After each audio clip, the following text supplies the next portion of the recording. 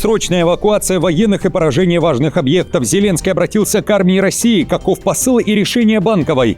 Потеря Калининграда и вторжение в Литву. Военные НАТО отыграли сценарий начала войны с силами Москвы. Провал, победа. Кто и за сколько может капитулировать? Москва обратилась к Западу. Ответ России. Санкт-Петербург и Москва на мушке. Удар баллистикой по инфраструктуре российской столицы. Разработчики ракет для Украины анонсировали удар и уничтожение многоуровневой системы ПВО. Новый этап переговоров. Спецпредставители Москвы и Киева отправятся в США. На кону конец войны. Заявление Америки о завершении боевых действий. Без выборов. Решение Киева. Президентскую гонку объявлять не собираются. Почему?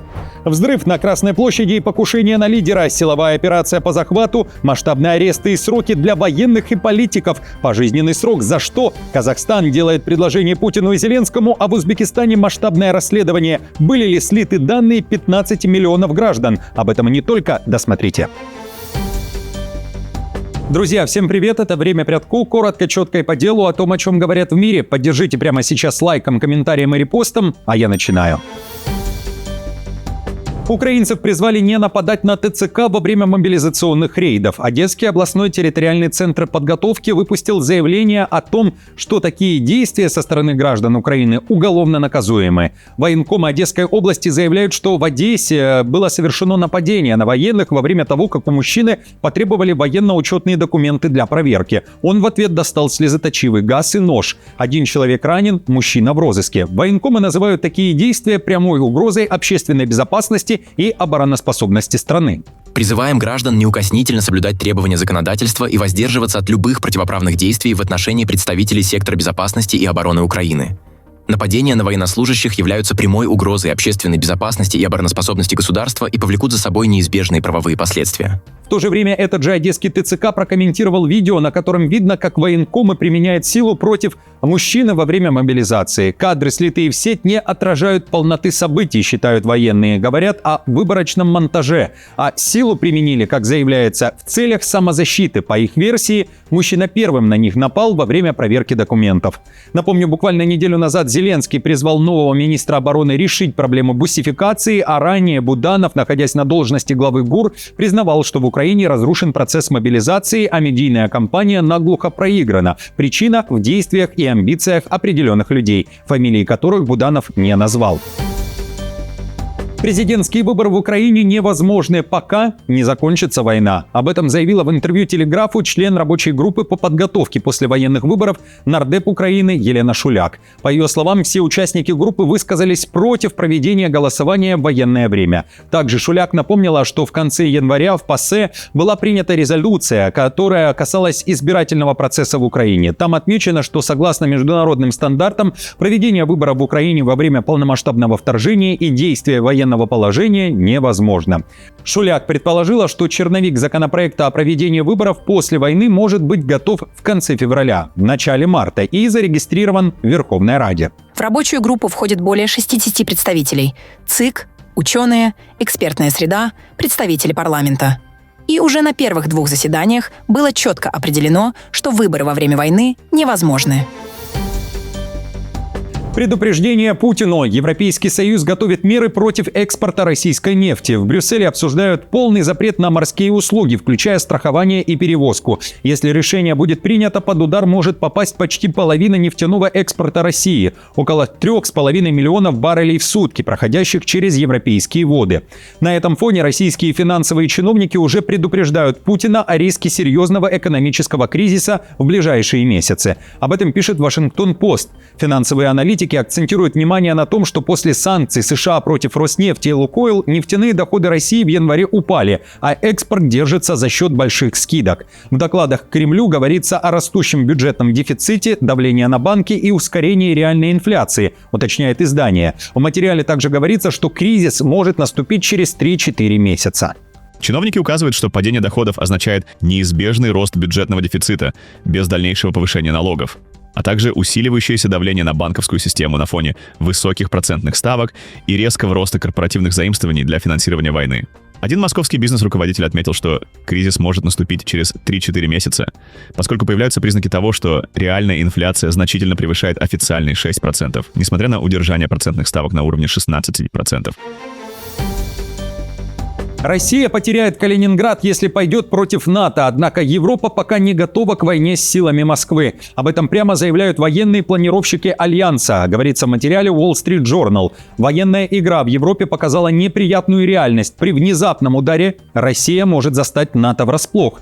Во время военных учений был разработан сценарий, при котором Россия вторглась в Литву, и Альянс оказался нерешительным и разобщенным. Россия использовала предлог гуманитарного кризиса в Калининграде и за считанные дни захватила стратегический город Мариамполе. США отказались задействовать статью 5 НАТО, Германия колебалась, Польша не ввела войска, а размещенная в Литве немецкая бригада не вмешалась. Для успеха Москве хватило около 15 тысяч военнослужащих. Итог учений таков. Сдерживание провалилось не из-за слабости армии, а из-за сомнений в политической воле Европы. Ранее в Европе считали, что Москва не готова к войне до 2029 года, но теперь все чаще говорят, угроза может возникнуть гораздо раньше. Военные НАТО при этом заявили, если Россия попытается реализовать что-то подобное, то Альянс сделает все, чтобы Москва потеряла Калининград.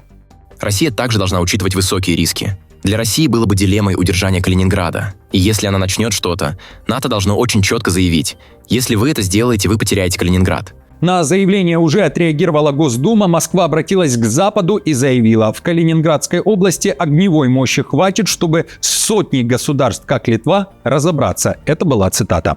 Отвечать на такие выпады, конечно, надо. Но вот к таким вот деятелям, хоть и контр-адмирал, надо относиться достаточно снисходительно. Как бы сама Литва не потерялась вместе со всеми остальными. При этом официальная позиция Кремля прежняя. Россия отрицает любые планы нападения на страны НАТО и ЕС, однако в Брюсселе считают такие отрицания ложными и проводят параллели с событиями в Украине. Взрыв на Красной площади и покушение на лидера Ленина. В Москве суд вынес жесткий приговор женщине – 4 года тюрьмы за звонок с ложными угрозами. Будучи под шофе, россиянка Ольга Федосова 5 раз набирала экстренный номер 112 и заявляла, что собирается взорвать Московскую Красную площадь и поджечь Ленина в мавзолее. Об этом сообщает пресс-служба российского суда. По данным следствия, обвиняемая уверяла, что для задуманных целей у нее есть полкило динамита. Однако при задержании взрывчатки у женщины не нашли. Суд признал ее виновной по делу о распространении заведомо ложной информации об акте терроризма. Впоследствии женщина пояснила, что хотела продемонстрировать собутыльникам свою крутость. Задержавшие Федосову ОН сотрудники полиции взрывных устройств и взрывчатых веществ не обнаружили.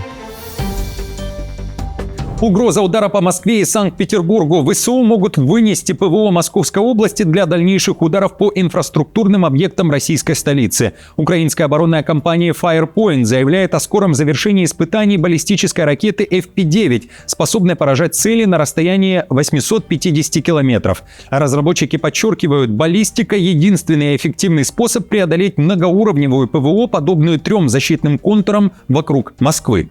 Компания заявляет, что все организационные проблемы устранены и сейчас идут финальные испытания, после которых ожидается кодификация и принятие на вооружение. Разработчики прямо говорят, ни крылатые ракеты, ни дроны не способны не нанести Москве сопоставимый ущерб. Ставка делается именно на баллистику. Нужно понимать, что ни крылатые ракеты, ни беспилотники в каком-то значительном проценте, который мог бы нанести серьезный ущерб Москве или ее инфраструктуре, не долетят.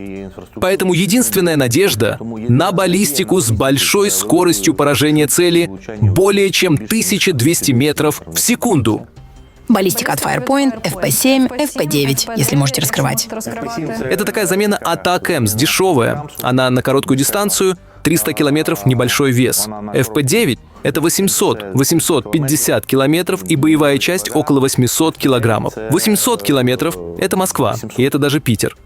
Срочная эвакуация военных и поражение объектов на полигоне Капустин-Яр. Таковы последствия спецоперации. Украина заявляет, что нанесла серию ударов по полигону, с которого осуществлялся пуск «Орешника». Для этого использовала ракеты FP-5 «Фламинго». В заявлении Генштаба ВСУ говорится, что ракеты успешно поразили цели в Астраханской области. Российские и украинские паблики публикуют видео запуска этой ракеты. Z-блогеры пишут, что это 5-й известный случай применения данных ракет за все время их существования и потенциально самый дальний запуск. Российская сторона официально потерь и поражений не признавала. Зеленский же накануне обратился к российской стороне, в частности к военным. В его заявлении звучит предупреждение: по ним будет нанесен удар. Для этого задействуют силы СБУ. Сегодня был на докладе генерал-майор Хмара по операциям Службы безопасности Украины. Есть хорошие результаты. Я согласовал новую работу службы, новые боевые операции. Мы и дальше будем ослаблять противника. Уже через несколько часов после этого заявления серия взрывов прогремела в Белгороде. Украина, как заявляет, зеркально отвечает Москве. Под прицелом местные ТЭЦ и электроподстанции. ВСУ ударили ракетами. Местные паблики сообщали о перебоях со светом, водой и отоплением.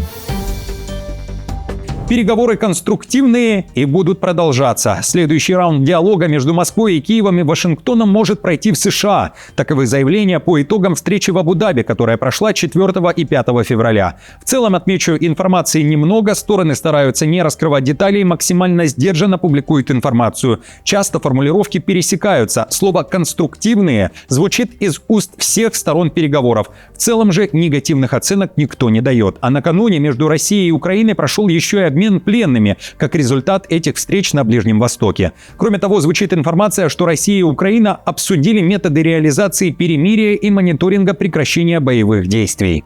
Хотя впереди остается значительный объем работы, подобные шаги демонстрируют, что последовательное дипломатическое взаимодействие приносит ощутимые результаты и продвигает усилия по прекращению войны в Украине.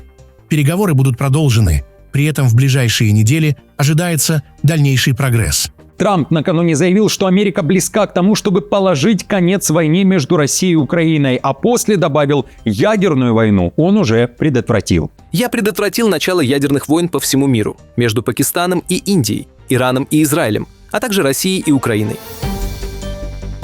Трамп и Путин договорились. США и Россия близки к соглашению о продлении единственного документа, который ограничивал ядерное оружие двух стран. Его срок истек вчера. Об этом сообщает Axios, ссылаясь на 3 источника, знакомые с ходом переговоров между Москвой и Вашингтоном. Проект соглашения между странами есть, пишет издание, но этот документ еще должны одобрить Трамп и Путин. Один из источников подтвердил Axios, что ядерные переговоры велись последние 24 часа в Абу-Даби при участии представителей Белого дома, Уиткофа и Кушнера, параллельно с мирными российско-украинскими переговорами. Продление документа не будет юридически оформлено, сообщил американский чиновник. Стороны договорились действовать добросовестно и начать обсуждение возможных путей обновления сделки, заявляют в Вашингтоне. Другой источник уточнил, что практические последствия таковы. Обе стороны согласны соблюдать условия договора как минимум 6 месяцев, в течение которых будут вестись переговоры о возможном новом соглашении. Арест военных и политиков. Главные люди за решеткой. Президент и его команда получили пожизненные сроки. Военный суд в Баку вынес жесткие приговоры бывшим лидерам самопровозглашенной Нагорно-Карабахской республики. Экс-президент Арутюнян, возглавлявший республику с 2020 по 2023 годы, получил пожизненное заключение. Также пожизненно сели за решетку люди из его окружения. Экс-министр обороны Нацаканян, экс-спикер парламента Ишханян, бывший заместитель командующего армянскими силами в Карабахе Манукян и экс-министр иностранных дел Бабаян. Всего по делу проходят 15 человек, сообщают государственные СМИ Азербайджана. Все обвиняемые были задержаны в 2023 году после того, как территория Нагорного Карабаха перешла под контроль Азербайджана в результате военной операции. Суд над гражданами Республики Армения, обвиняемыми в совершении преступлений против мира и человечности в результате военной агрессии Армении. Военных преступлениях, в том числе подготовке и ведении агрессивной войны, геноциде, продолжается оглашением приговоров. Силовая операция по захвату в стратегически важных водах. Иранский корпус стражи исламской революции задержал 2 иностранных нефтяных танкера в Персидском заливе. Об этом сообщили госсми Тегерана. Эти судна якобы незаконно перевозили топливо. Один из генералов КСИР, генерал Хейдар Ханари Ан-Маджарат, рассказал, что на борту танкеров находились контрабандные нефтепродукты, в том числе дистопливо. Сейчас оба корабля на якоре в порту иранского города Бушир. 15 членов экипажа арестованы, они предстанут перед судом, заявили в КСИР. При этом в Иране не уточняют, кому принадлежат захваченные танкеры и какое гражданство у членов экипажа. Напомню, на днях КСИР пытался захватить американский танкер, следовавший в Ормузском проливе. От экипажа по радиосвязи потребовали остановиться, но судно продолжило путь. Вскоре на горизонте показался военный корабль США, взявший танкер под защиту. Президент Казахстана заявляет о критической ситуации, но готов оказать помощь Путину и Зеленскому. В интервью The International News Pakistan Токаев назвал войну России в Украине крайне сложной и подчеркнул, главное препятствие к миру – территориальный вопрос. Казахстан, говорит Токаев, не претендует на роль посредника, но готов предоставить нейтральную площадку для переговоров, если появится шанс. Астана последовательно выступает за исключительно политическое и дипломатическое разрешение конфликта, подчеркнул Токаев. По нашему мнению, путь к миру лежит через переговоры между сторонами. Хотя Казахстан не стремится к посредничеству, мы готовы предоставить нейтральную платформу для переговоров, если возникнет такая возможность. Утечки не было. Государственные ведомства Узбекистана начали массово заявлять о безопасности своих информационных систем на фоне тревожных сообщений о возможном взломе центрального сервера авторизации электронного правительства. Практически синхронно структуры уверяют, что их базы данных остаются защищенными и не подверглись компрометации. В стране было начато масштабное расследование из-за сообщения о крупнейшей возможной утечке персональных данных. Речь может идти о данных до 15 миллионов граждан. Сообщается, что в утечке могут содержаться паспортные данные, номера телефонов, электронные адреса, фотографии и сведения о госуслугах. На днях Центр кибербезопасности Узбекистана подтвердил, что информация проверяется и идет расследование. Эксперты по кибербезопасности призывали не делать преждевременных выводов, отмечая, что масштабы утечки часто оказываются завышенными. Тогда же специалисты посоветовали гражданам срочно сменить пароли и включить двухфакторную аутентификацию. Не разглашайте свои персональные данные третьим лицам. При входе в государственные и другие электронные информационные системы используйте сложные логины и пароли. Также просим воздерживаться от ввода своих данных по подозрительным ссылкам. Служба информации Центра кибербезопасности. Друзья, вновь и вновь говорю вам всем спасибо за вашу поддержку, хороших новостей, дня и настроения. И до встречи уже завтра.